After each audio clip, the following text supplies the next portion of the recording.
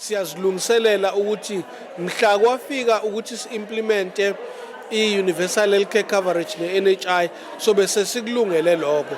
Kanti futhi siyafunda nokuthi i-practical research le ebhekayo ukuthi senza kanjani yini ekufanele si-improve besinako besikubhekile namhlanje.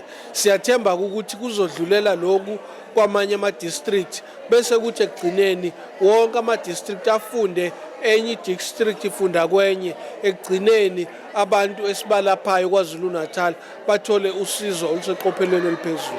Thina njenge-department nationally kufanele senze sure ukuthi-ke siyabasupporta, especially lama-facilities azobe inspector ilunga le-department elibizwa ngokuthiwa OHSC.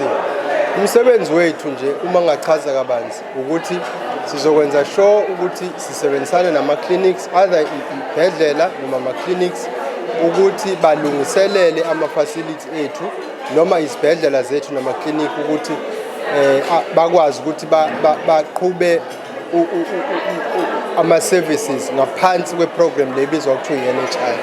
So kakhulukazi yiloko nje engingakusho, nanokuthi futhi-ke siyabona ngokuhamba kwesikhathi ever since i-program le esiqalile ka-National Health Quality Improvement Plan ukuthi maningi ama-facility asekhonile ukuthi aphase lama-inspections enziwa u-OHSC.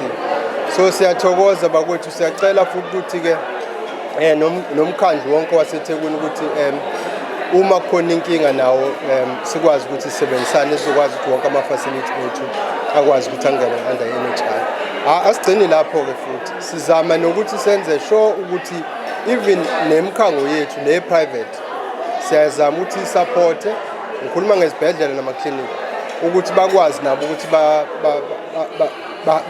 barendarisha ama-services ngaphansi kwe-program leka-NHI, ngoba into i-department ezama ukuyenza ukuthi izama ukuthi wonke ama-clinics nama-hospitals, whether public or private, ukwazi ukuthi userve under le program, ngoba sifuna ukuthi sibe ne-service eyodwa, one service provision ezokwazi ukuthi ibone ngisho umuntu ongenayo ngisho isent ukuthi akwazi ukuthi athole umtholampilo. So sikwenza lokho ukuthi senze sure ukuthi sifinyelele even nakubantu abangenawo amandla nemali ukuthi bakwazi ukuthi baye emtholampilo, especially le ezimele, ukuthi nabo bathole usizo.